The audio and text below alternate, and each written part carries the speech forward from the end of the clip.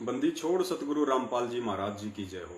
परमपिता परमेश्वर जी की आप सभी प्यारी आत्माओं को मुझ पवन दास का सत्साई। पुण्यात्माओं, दया परमपिता परमेश्वर सतगुरु रामपाल जी महाराज जी की, जिन्होंने एक बार फिर से आप और हम सभी सत्सेवकों को लाइव साध संगति के माध्यम से एक दूसरे के साथ रूबरू होने के लिए समय दिया। हम बार बार परमपिता परमेश्वर का कोटि कोटि दंडवत धन्यवाद करते हैं, हम उनको प्रणाम करते हैं।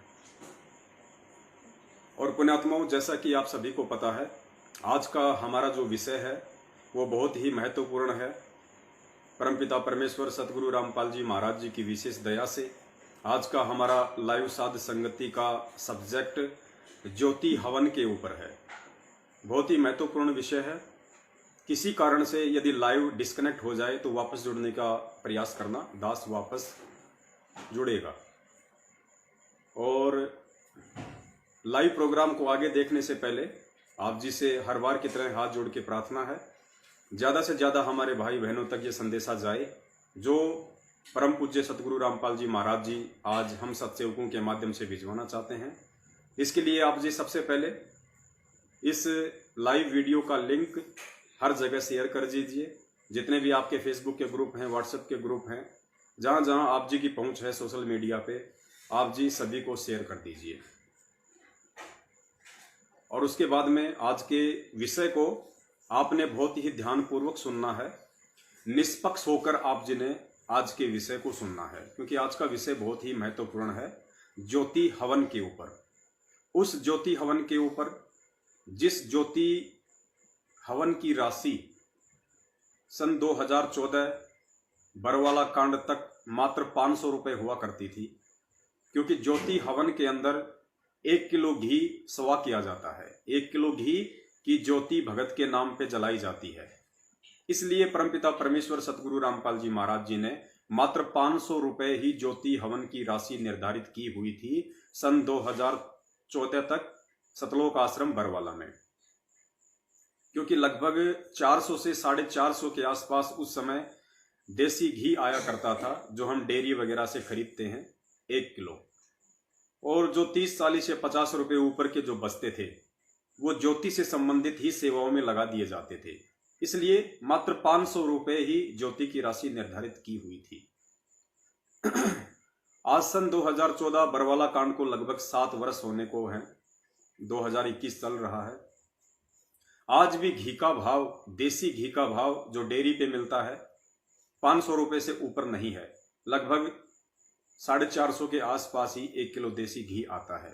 लेकिन उसके बावजूद भी सन 2014 बरवाला कांड के बाद इन 7 वर्षों में काल एजेंट सतलोक आश्रम मैनेजमेंट हरियाणा ने ज्योति हवन की राशि लगभग 4 गुना से भी ज्यादा रख दी है।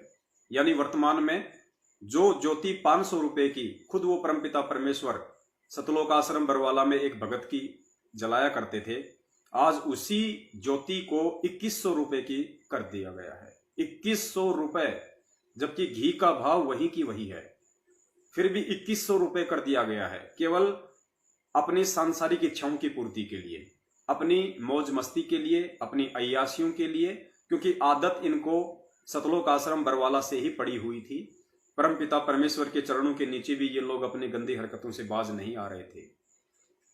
काफी बार इनको परमपिता परमेश्वर ने समझाया, धमकाया, आश्रम से बाहर भी किया, लेकिन एक परमेश्वर की वाणी है कि काल को जीव कहीं नहीं माने, कोट समय जो ज्ञाना, जैसे लाख अग्नि के माही और बिछुड़ते काट समाना। आज भी और पहले के समय में भी माता बहनें जो हाथ में चूड़ियां पहनती थी वो एक धातु होती थी, लाख, उसकी बनती थी, वो डामर जैसी होती थी। उसको जैसे हम लोग आग में रखते हैं या आग के पास लेके, जब वो चूड़ी बनाने वाला जो मणियार होता था वो लेके जाता था तो वो पिघलने लग जाता था, और जैसे उसको आग से दूर किया वो बिल्कुल पत्थर की तरह कठोर हो जाता था। तो इसलिए परमात्मा ने ये वाणी कही है उन काल प्रेरित लोगों के लिए जो सतगुरु के पास रहते हैं। तब तक तो बड़े भगत दिखाई देते हैं, बड़े शालीन दिखाई देते हैं, लेकिन जैसे ही कुछ समय के लिए उस परमपिता परमेश्वर से दूर होते हैं, अपने गुरु की नजरों से दूर होते हैं, या फिर शारीरिक रूप से जब वो गुरु से दूर हो जाते हैं, तो अपना वास्तविक जो उनका स्वभाव है, जो काल प्रेरित है, उसको वो जग जाहिर कर देते हैं।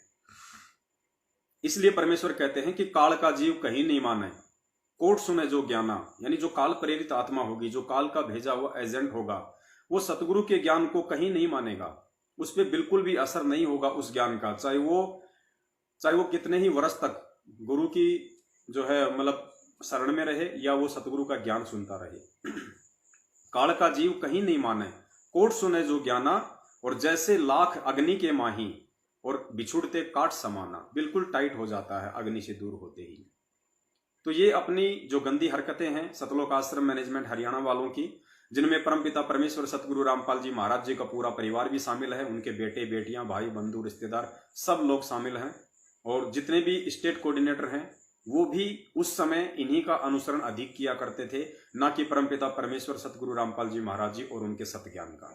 और यही कारण था कि जिस व्यक्ति ने सतलोक आश्रम बरवाला में, जो एक छोटा आश्रम था पहले दौलतपुरा रोड पे, एक बलजीत नाम का व्यक्ति था जिसने 2005 में उस आश्रम को दान किया था, उसका जो लड़का था जिसका नाम था अनिल लहरी, अनिल लहरी को सतलोक आश्रम बरवाला में मुख्य सेवादारों ने, क्योंकि उसकी अंदर तक उसकी पहुंच थी, भाई जिसके बाप ने छोटा आश्रम गुरुजी को दान कर रखा हो सत्संग के लिए, उसके परिवार को कौन रोक दे आने जाने से, क्योंकि आश्रम में तो पूरी तरह से परमपिता परमेश्वर के ज्ञान विरुद्ध भाई भतीजावाद जन्म ले चुका था। आम व्यक्ति आम भगत की वहां पे कोई पहुंच नहीं थी, उनको किसी भी प्रकार की कोई इज्जत कोई तवज्जो नहीं दी जाती थी, उन्हें केवल भेड़ बकरियां ही समझा जाता था।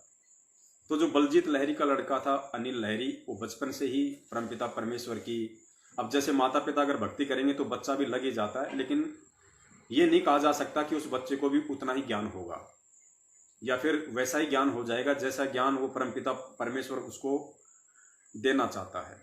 तो बच्चे थे, माता पिता के साथ साथ भक्ति से जुड़ गए, लेकिन ज्ञान को आधार ना माता पिता ने बनाया तो बच्चों ने तो बनाना ही कहाँ था। एक छोटी सी 8 इंची की बंदूक लेके यहाँ पे लगा के रखता था, ईमान बड़ाई और अहंकार का प्रतीक होता है। वो लड़का अनिल लहरी भक्तों के द्वारा जो ज्योति पाठ और दान सतलोक आश्रम बरवाला में दिया जाता था उसमें बहुत ज्यादा हेराफेरी किया करता था, और वो अकेला नहीं बहुत सारे लोग किया करते थे, लेकिन ओपन वो हो गया। 2 से 3 बार सतलोक आश्रम बरवाला के मुख्य गेट सेवादारों ने आश्रम से चोरी करके ले जाते हुए उसको पकड़ा और उसको परमपिता परमेश्वर सतगुरु रामपाल जी महाराज जी के सामने पेश किया कि गुरुदेव, ये जो अनिल लहरी है ये चोरियां करता है, और देखिए अभी इसकी जेब से हमने इतने पैसे बरामद किए हैं। परमेश्वर ने धमकाया, समझाया। काफी बार जब ये हो गया तो अनिल लहरी का जो पिता है बलजीत लहरी, वो परमपिता परमेश्वर सतगुरु रामपाल जी महाराज जी के पास में 2-4 लाख रुपए लेके गया और गुरुदेव को दिए। तो गुरुदेव ने कहा कि बेटा ये किस लिए, मालिक तो अंतर्यामी थे। तो उसने कहा कि जी वो लड़के ने थोड़ा हेरा फेरी सी की हुई है। तो परमपिता परमेश्वर ने कहा कि बेटा इन पैसों को अपनी जेब में रख, 2-4 लाख क्या दिखा रहा है, तेरे से तो कई लाख का हिसाब लेना है। यानी गुरुदेव के कहने का मतलब ये था कि आश्रम से खाली 2-4 लाख ही नहीं, करोड़ों रुपये लोगों ने अपने ऐसो आराम में चुराए हैं, बर्बाद किए हैं। तो पुण्यात्मा जाहिर सी बात है, जब परमपिता परमेश्वर सतगुरु रामपाल जी महाराज जी के आंखों के नीचे जब ऐसे कुकर्म वहां पे होने शुरू हो गए थे, तो भक्तों को वो लाभ कहाँ मिलने थे जो लाभ उस परमपिता परमेश्वर के भक्ति विधान में, उनके संविधान में थे। बहुत सारी वहां पे त्रुटियां होने लगी थी, माता बहनों पे भी मुख्य सेवादारों के द्वारा कुदृष्टि डाली जाने लगी थी, आश्रम में भी कुक्रम शुरू हो चुके थे। क्योंकि दास बार बार कहता है कि इस परमेश्वर को समझना बच्चों का खेल नहीं है, इस परमेश्वर को समझना, इस सतगुरु को समझना, इनकी भक्ति को समझना, ये अपने पिछले जन्म के संस्कारों का खेल है। कोई ये सोचे कि मैं वर्तमान में गुरुदेव के बहुत नजदीक रहा हूं, मैं काफी वर्षों से उनकी सेवा में रहा हूं, ये व्यक्ति तो गुरुदेव का बेटा है, बेटी है, भाई बंधु है, रिश्तेदार है, जवाई है, रिश्ते नातों से ये ज्ञान और भक्ति मार्ग समझ में नहीं आता है। ये भक्ति मार्ग तो युगों युगों के जो उस परमपिता परमेश्वर के भक्ति के पहलवान होते हैं वही समझ पाते हैं। और परमेश्वर ने अपनी वाणी में भी कहा है कि साधु सेती मस्करी, चोरा नाल खुशाल, मल अखाड़ा जीतेंगे ये युगन युगन के माल। फिर परमात्मा ने धर्मदास जी, मीराबाई, नानक जी, मलुकदास जी, गीसा जी, इन सब का एग्जाम्पल भी दिया कि ये युगन युगन के माल थे, और पुण्यात्माओं आपने भी ऐसा ही बनना है। तो पुण्यात्माओं, इन सब बातों के मद्देनजर परमपिता परमेश्वर सतगुरु रामपाल जी महाराज जी ने अपने इस 2 कौड़ी के अदने से पवन दास को एक प्रेरणा की। काफी समय से परमात्मा अपनी प्रेरणा से दास को चला रहे हैं और वर्तमान का जो आदेश है सतगुरुदेव जी की अनुपस्थिति में, वो आदेश केवल ये प्रेरणा ही है। क्योंकि जब हम नित्य नियम पढ़ेंगे और नित्य नियम के अंत में एक वाणी आती है कि एक वाणी है परमपिता परमेश्वर जी की, नित्य नियम के एंड में आती है कि शब्द निवास आकाशवाणी यो सतगुरु का रूप है। शब्द निवास आकाशवाणी यो सतगुरु का रूप है। जब आप इसका सरलार्थ पढ़ेंगे यथार्थ भक्ति बोध के अंदर, तो इसमें गुरुदेव ने स्पष्ट रूप से समझा रखा है कि भगत के अंतःकरण में, एक मर्यादित भगत के अंतःकरण में सतगुरु को परमेश्वर के रूप में जान चुका, मान चुका, देख चुका एक भगत के अंतःकरण में जो भक्ति की गुप्त प्रेरणा होती है, वो सतगुरु का सन्मुख आदेश ही समझना चाहिए। तो उसी प्रेरणा स्रोत के आधार पे परमपिता परमेश्वर ने दास को कुछ प्रेरणाएं की हैं, जो पहले भी मैं आप लोगों से साझा कर चुका हूं। और आज हमारा विषय वही है, ज्योति हवन का। और इसकी आवश्यकता क्यों पड़ी, ये सर्वविदित है, जग जाहिर है। क्योंकि आजकल महामारियों का दौर है, संकटों का दौर है, ये कलयुग है। 3 युगों में गुरुदेव कहते हैं जीव अपने पुण्य कर्म खा चुका है, पाप कर्म शेष बचे हैं, भक्ति बन नहीं रही, कर रहे हैं तो मर्यादा में नहीं है, जिस कारण से वर्तमान की भक्ति बन नहीं रही। और पाप कर्म के चलते अब उस जीव आत्मा पे संकट ही संकट आ रहे हैं, कहीं कोई बचाव का रास्ता नजर नहीं आ रहा है। तो ऐसे में सन 2014 के बाद सतलोक आश्रम मैनेजमेंट हरियाणा ने जिस परमपिता परमेश्वर सतगुरु रामपाल जी महाराज जी के भक्ति विधान को, जिन्होंने सन 1994 से इसको शुरू किया था और इसको परवान चढ़ाया 2014 तक, लेकिन काल प्रेरणा से सतलोक आश्रम मैनेजमेंट हरियाणा में उनके परिवार, भाई बंधु और रिश्तेदारों के रूप में काल अपनी एंट्री कर चुका था, जिसके चलते 18 नवंबर 2014 का बरवाला कांड हुआ। हमारे 5-6 भाई मारे गए, वहां पे गुरुदेव की बदनामी हुई, गुरुदेव को जेल हुई। और जो लोग बरवाला कांड करवाने वाले थे, जिसमें मुख्य भूमिका थी परमपिता परमेश्वर सतगुरु रामपाल जी महाराज जी के छोटे कलयुगी भाई महेंद्र की, उनके बेटे की, उनके जवाई की, या अन्य जो मुख्य सेवादार थे, आज वो सभी लोग फरार हैं। 2014 को रात्रि को ही वो लोग आश्रम छोड़ के भाग गए थे। आज तक वो लोग भगोड़े की भूमिका निभा रहे हैं, पुलिस के आगे छुपते फिर रहे हैं। और इस भोली भाली संगत को गुरुदेव का आदेश बता बता के, पीले पर्चे के माध्यम से, ऑडियो के माध्यम से, अन्य किसी तरीके से, वकीलों के माध्यम से, आज इस भोली भाली संगत को पिछले 7 वर्षों से 2014 के बाद ज्योति, पाठ, दान, धर्म, 10वें अंश, रैलियां, रक्तदान, देदान, ना जाने कितने तरीकों से ठग रहे हैं। और भोली संगत भी इनके जाल में पूरी तरह से फंस चुकी है। और पुण्यात्माओं, जब हमारी मर्यादित साधना नहीं होगी, परमपिता परमेश्वर के भक्ति विधान अनुसार यदि हम भक्ति नहीं करेंगे, तो मालिक का नियम है, परमात्मा ने नियम बना के छोड़ रखा है, उस नियम में यदि हम नहीं चलेंगे तो हमें किसी भी प्रकार की आध्यात्मिक राहत सदगुरु के द्वारा प्राप्त नहीं होगी। और उसके चलते फिर हमारे मन में तरह तरह की शंकाएं, विक्षेप भक्ति और भगवान के प्रति ऑटोमेटिक आना शुरू हो जाएंगे। इसी को काल प्रेरणा कहते हैं। उसके बाद हम धीरे धीरे इस भक्ति से दूर होते चले जाते हैं। और यही कारण है कि आज वर्तमान में जो कोरोना नाम की महामारी पूरे विश्व में फैली हुई है, और उस बीमारी से मरने वालों में परमपिता परमेश्वर, सारी सृष्टि के रचनहार, कुल मालिक, समर्थ परमेश्वर, जो अपने भगत के प्राण यमराज से भी छुड़ा के ला सकता है। अगर उसकी आगे मृत्यु हो, जीवन शेष ना हो, तो भी वो परमात्मा इतना समर्थ है, वो 100 वर्ष की उम्र अपने भगत को भक्ति के लिए प्रदान कर सकता है। वेदों में उनकी महिमा लिखी हुई है। और उन्होंने 650 साल पहले ऐसे बहुत सारे एग्जाम्पल कोड किए। रामानंद जी की कटी हुई गर्दन जोड़ना, सम्मन के पुत्र सेऊ की कटी हुई गर्दन जोड़ना, कमाल और कमाली नाम के 2 आत्माओं को जीवित करना, और भी बहुत सारे उदाहरण उस परमपिता परमेश्वर ने दिए। असाध्य रोगों को परमेश्वर ने ठीक किया। 150 जो कोडी थे, उन सब का मात्र आशीर्वाद से कोड का रोग ठीक किया। सिकंदर लोधी का जो असाध्य जलन का रोग था, परमपिता परमेश्वर ने वो भी अपने आशीर्वाद मात्र से ठीक किया। और ये परमात्मा ने साबित किया कि परमेश्वर वही सब कुछ कर सकता है जो वेदों में उनके विषय में लिखा हुआ है। लेकिन आज ऐसा क्या हो गया कि आज वो परमपिता परमेश्वर 650 साल की तरह ही साक्षात धरती पे संत रामपाल जी महाराज जी के रूप में प्रकट है, विद्यमान है, वही भक्ति दे रहा है, जबकि उससे भी विशेष भक्ति दे रहा है। उस समय तो उस परमपिता परमेश्वर ने हमें जो प्रथम नाम भी दिया था, मात्र बीच के 5 ही मंत्र दिए थे, पूरे 7 मंत्र नहीं दिए थे। आज तो उन्होंने पूरा कोर्स हमें दे दिया है, मंत्रों का भी और ज्ञान का भी, और सारी विधि बता दी, 5 यज्ञ बता दिए, भक्ति कर्म बता दिए, सब शास्त्रों से उन्होंने प्रमाणित कर दिए।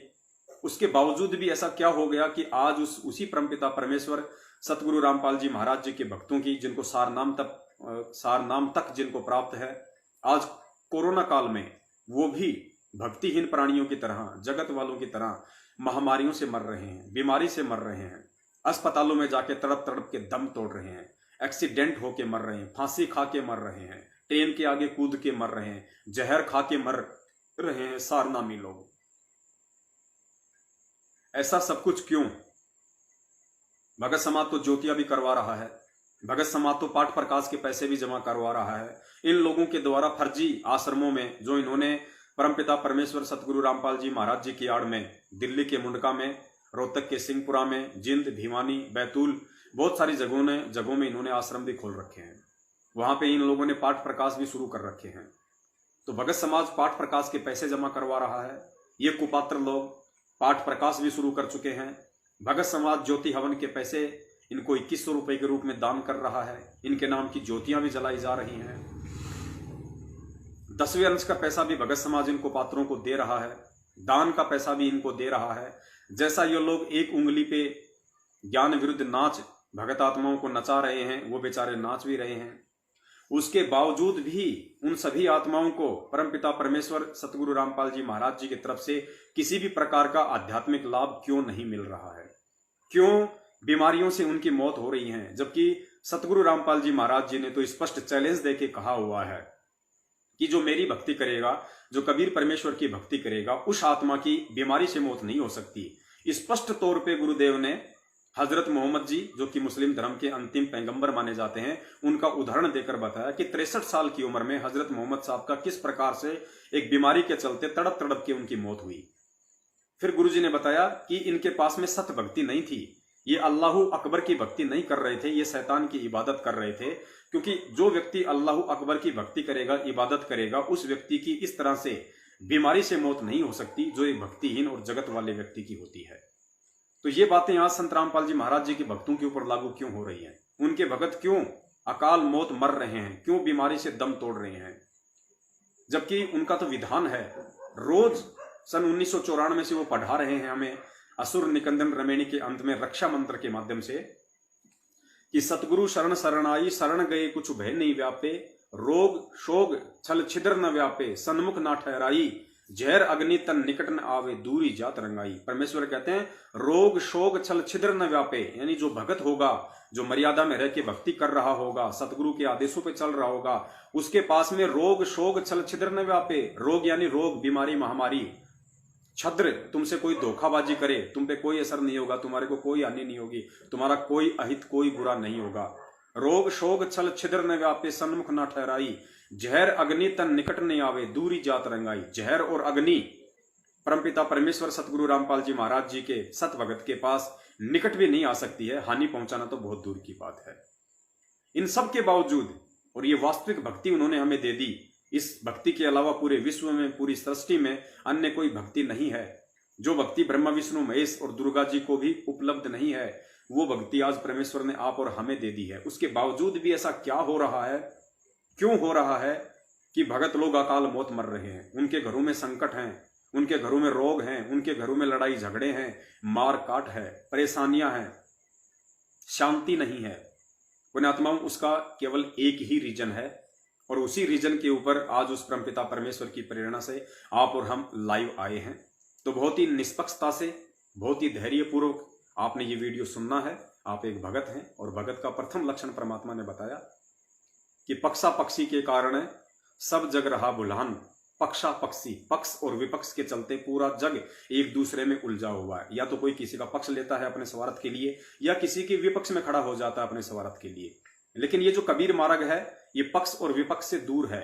परमेश्वर कहते हैं पक्षा पक्षी के कारण सब जग रहा भुलान, निष्पक्ष होके हरि भजे, सो ही संत सुजान। जो निष्पक्ष होके चलेगा, ना किसी का पक्ष करेगा, ना किसी का विपक्ष करेगा, निष्पक्ष होके जो भक्ति करेगा, जो भक्ति मार्ग के मापदंडों पे चलेगा, खरा उतरेगा, परमेश्वर कहते हैं वही मेरा सत्सेवक है, वही मेरा सत भगत है, वही एक सच्चा कबीर भगत है, सतगुरु भगत है। और वही भगत सही और गलत का निर्णय कर सकता है, अन्यथा दूसरा व्यक्ति नहीं कर पाएगा।